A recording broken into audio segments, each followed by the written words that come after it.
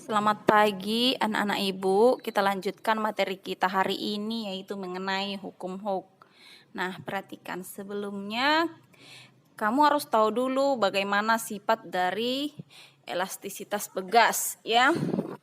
Nah, bunyi hukum Hooke yang dinyatakan oleh Robert Hooke pada tahun 1678 itu bunyinya seperti ini.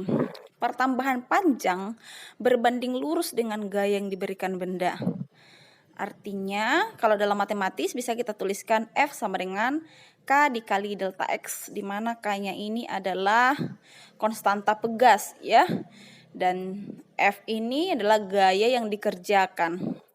Dan juga delta X yaitu pertambahan panjang. Nah, di sini F sama dengan K dikali delta X-nya disebut juga gaya pemulih. Kenapa? Karena dia selalu berlawan arah. Makanya di sini dibuat min FP sama dengan min K dikali delta X. Begitu. Ya, coba kamu perhatikan juga gambarnya di sini. Nah, seperti yang kamu sudah tahu kalau pegas materi kita minggu lalu ya, pegas diberikan beban, dia akan bertambah panjang. Nah, kita lepaskan kembali atau yang disebut dengan gaya pemulih, maka dia akan kembali ke bentuknya semula dengan besar F-nya min tentu saja berlawan arah dengan gaya yang kita berikan tadi. Makanya gaya pemulihnya dia nilainya negatif K dikali delta X. Oke, kita lanjut.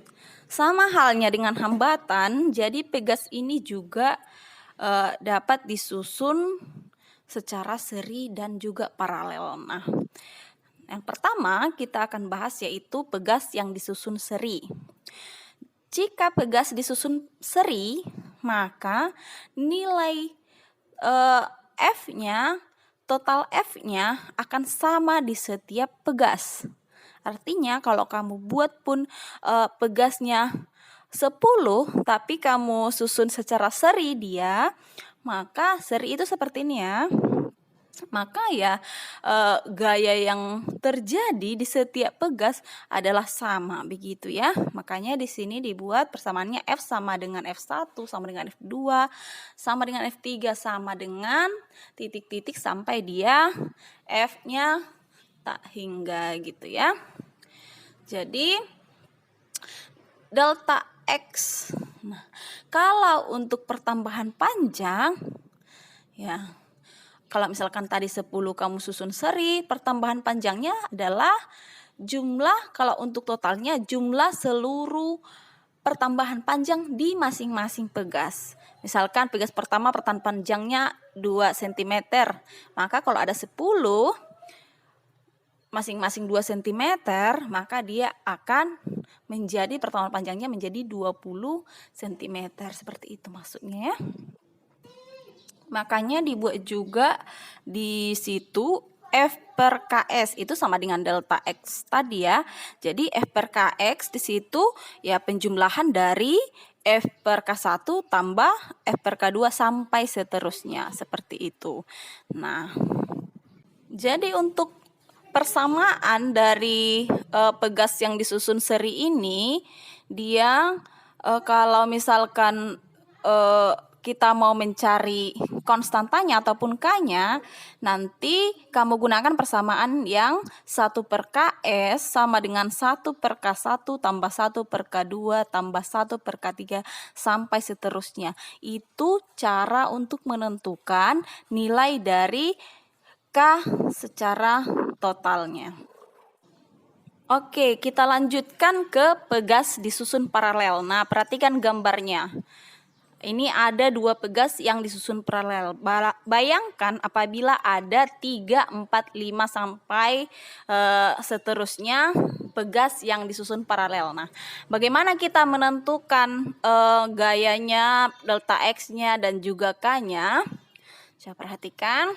Nah, di sini bisa kamu lihat ada 2 pegas yang disusun secara paralel di gambarnya ya. Jadi Bayangkan kalau pegas ini lebih dari 2, 3, 4, 5 dan seterusnya. Nah, jika tadi dia disusun seri, jumlah gayanya sama di setiap pegas. Kalau dia paralel, jumlah gaya totalnya itu adalah penjumlahan dari berapa pegas yang ada pada rangkaian tersebut. Misalkan ada 3, maka jumlah gaya totalnya adalah kamu tambahkan ketiganya, begitu ya, F1 tambah F2 tambah F3 sampai seterusnya. Sama juga dengan karena F itu adalah merupakan K dikalikan dengan delta X, atau di sini dibuat KP dikali dengan XP. Jadi sama juga karena dia tadi FP-nya itu totalnya adalah penjumlahan F1, F2, F3, maka tentu saja KP dikali XP yang notabene-nya adalah F adalah ya hasil dari penjumlahan dari K1 X1 tambah K2 X2 tambah K3 X3 dan seterusnya, begitu ya.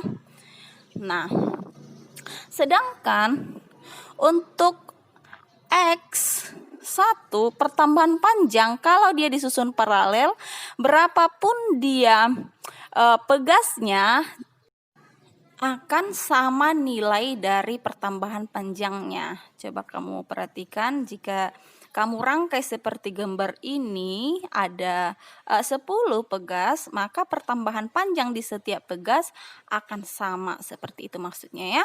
Maka untuk makanya dibuat di sini persamaannya X1 sama dengan X2 dan seterusnya.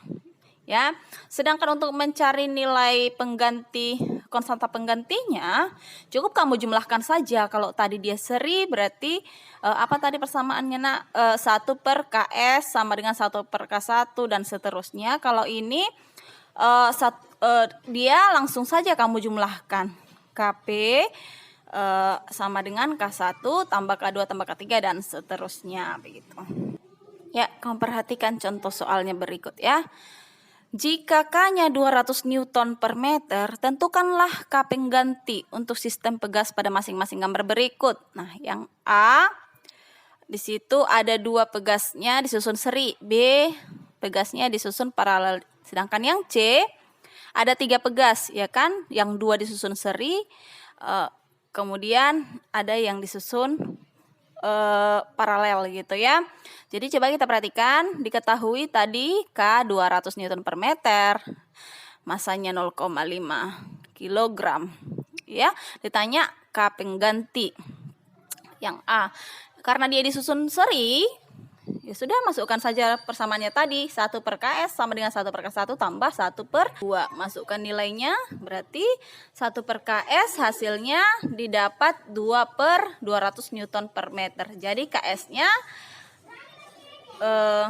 tinggal kamu balikkan saja kan gitu ya, 200 per 2 yaitu 100 Newton per. Berarti K pengganti untuk yang A adalah 100 Newton per meter. Sedangkan yang B sama dengan persamaan tadi, karena dia dirangkai paralel, maka cukup kamu jumlahkan saja K1 tambah K2 yaitu 200 per 200 Newton per meter gitu ya. Berarti konstanta penggantinya adalah 400 Newton per meter.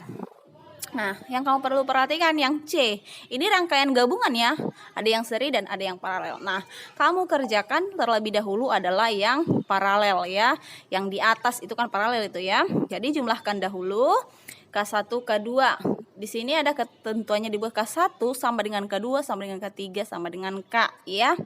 Jadi perlu juga kamu lihat itu ketetapannya. Jadi tinggal kamu jumlahkan saja. Untuk yang paralel berarti 200 tambah 200 Newton per meter ya. Jadi untuk yang pertama dia 400 Newton per meter, lalu diserikan dengan yang satu lagi yang di bawah. Ya, berarti kamu gunakan untuk 1 per KS itu berarti tinggal 2 sekarang kan, 1 per K1 tambah 1 per K2. Nah, gunakan untuk 1 per K1 hasil dari yang sudah kamu dapatkan dari KP1 ya, dari konstanta pengganti di yang kamu paralelkan tadi yaitu berapa tadi 400, maka kamu masukkan angkanya 1/K1-nya berarti menjadi 1/400 ditambah dengan 1/200, samakan penyebutnya, maka nanti dia KS-nya sama dengan 400 Newton per meter, seperti itu. Oke, sampai di situ dulu materi kita hari ini.